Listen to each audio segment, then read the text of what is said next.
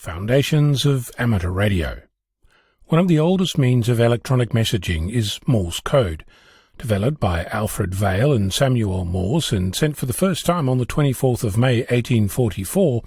Morse code changed the way we communicate.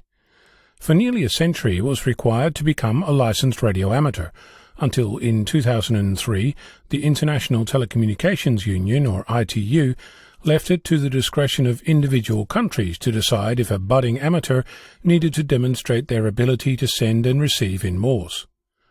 With that decision, many thought that the end of Morse code was only a matter of time. They were wrong. Turns out that the use and progress of Morse code continues at a surprising rate.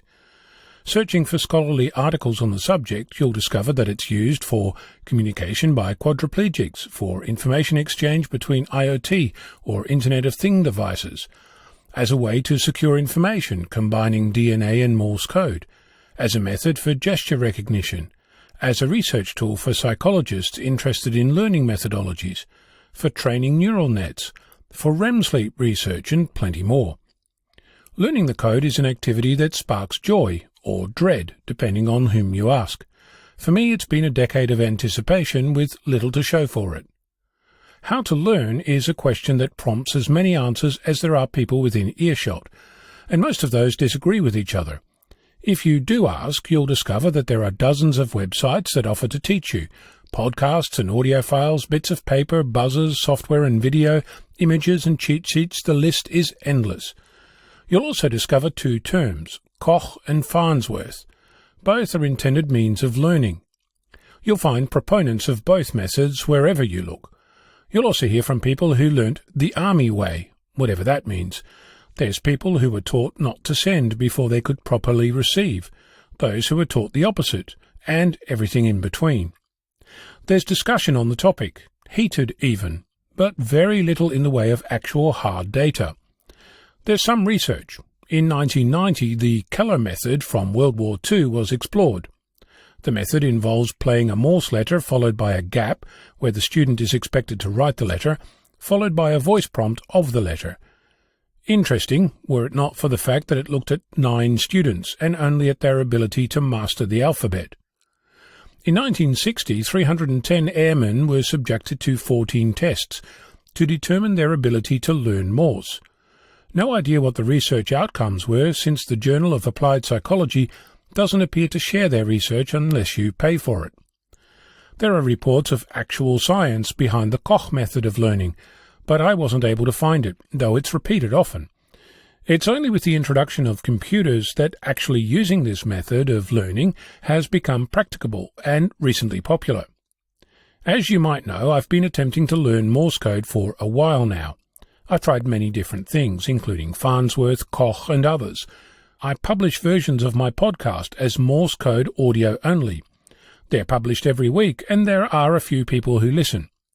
I also attempted to make stereo audio files with a computer-generated voice in one ear and a Morse word in the other. I generated flashcards, I tried learning the code as dits and dars, but in the end nothing really worked for me. About a month ago, I came across a video on YouTube by Electronic Notes.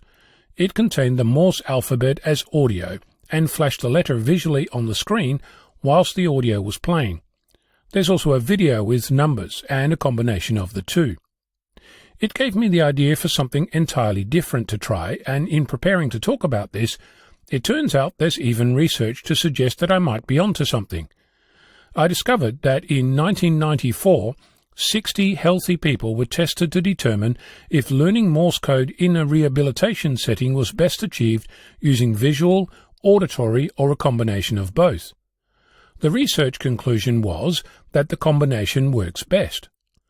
My idea is a video that shows an individual word whilst Morse code for that word is heard. There's no dits and dars on the screen, just the word, written in English, and the Morse code for that word.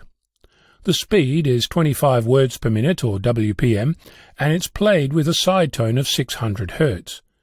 Each video is an entire podcast, lasts about 30 minutes and plays at full speed.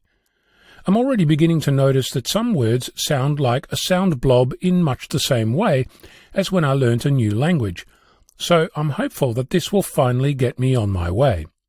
It's early days and the video channel is an experiment, so please comment to share your thoughts on the experience. Who knows, I might have introduced a new way to learn. Now all we need is some research to compare it to other methods. Koch, Keller, Farnsworth and Ono. Hi. You'll be able to find this article on YouTube too. Morse is dead. Long live Morse. I'm Ono, Victor Kilo 6, Foxtrot Lima, Alpha Bravo.